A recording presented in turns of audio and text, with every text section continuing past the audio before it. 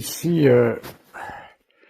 vous citer Paul VI pour vous montrer que bien souvent, ce pape a tellement connu d'attaques en tout genre que nous en venons à ne plus rien comprendre de ce qu'il est et de ce qu'il a fait.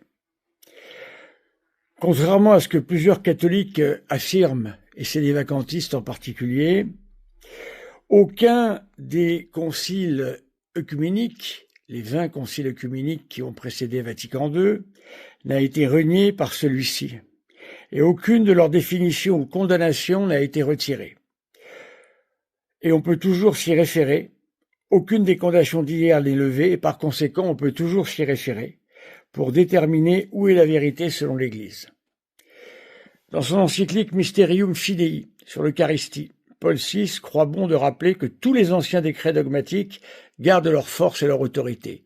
Je cite le pape Paul VI dans Mysterium Fidei. Au prix d'un travail poursuivi au long des siècles, et non sans l'insistance de l'Esprit Saint, l'Église a fixé une règle de langage et l'a confirmée avec l'autorité des conciles. Cette règle doit être religieusement respectée, que personne ne s'arroge le droit de la changer à son gré ou sous couleur de nouveautés scientifiques, qui pourrait jamais tolérer un jugement d'après lequel les formules dogmatiques appliquées par les conciles œcuméniques au mystère de la Sainte Trinité et de l'Incarnation ne seraient plus adaptées aux esprits de notre temps, et la substitution osée d'autres expressions à celle-là. De même qu'on ne saurait tolérer qu'un particulier touche de sa propre autorité aux formules dont le Concile de Trente s'est servi pour propager à la fois le mystère eucharistique. C'est que ces formules, comme les autres que l'Église adopte pour énoncer les dogmes de foi, exprimant des concepts qui ne sont pas liés à une certaine forme de culture, ni à une phase déterminée du progrès scientifique, ni à telle ou telle école théologique.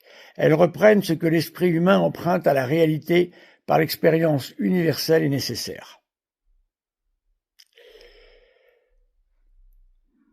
Et en même temps, ces formules sont intelligibles pour les hommes de tous les temps et de tous les lieux. On peut assurément donner de ces formules une explication plus claire et plus ouverte, mais ce sera toujours dans le même sens, selon lequel elles ont été adoptées par l'Église.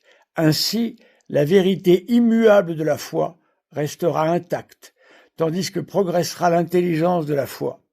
Car comme l'enseigne le premier concile du Vatican, dans les dogmes sacrés, on doit toujours garder le sens que notre mère, la Sainte Église, a déclaré une fois pour toutes, et que jamais il n'est permis de s'en écarter sous le prétexte spécieux d'intelligence plus profonde. Voilà. Ici, le pape Paul VI, visait et vise encore, tous ceux qui ont l'audace, au nom de modernité, de vouloir remettre en cause les conciles précédents. Vous voyez que ici, le pape Paul VI, parle en anti-moderniste. Et donc, faire son procès est véritablement insupportable et inique. Alors, au lieu de suivre de manière navrante, vos faux maîtres du sénévacantisme, qui en fin de compte ne vous apprennent rien, sinon à raisonner comme des idiots, il n'y a rien d'autre à dire, et non pas, comme le disait saint Ignace, sentir avec l'Église, connaître l'Église, ce qu'ils ne connaissent pas. Je vous invite à lire cette encyclique qui n'est pas très longue, du pape Paul VI, Mysterium Fidei. Merci mes amis.